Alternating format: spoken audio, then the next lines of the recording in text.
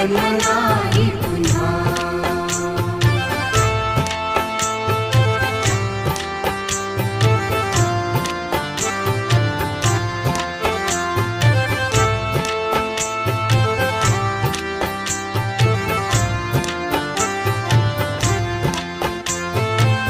हा जन्म आहे सद्गुरु कृपेचा, हा जन्म आहे सद्गुरु कृपेचा, हा जन्म आहे सद्गुरु कृपेचा। हरि ओम स्वामी समर्थ म्हणा,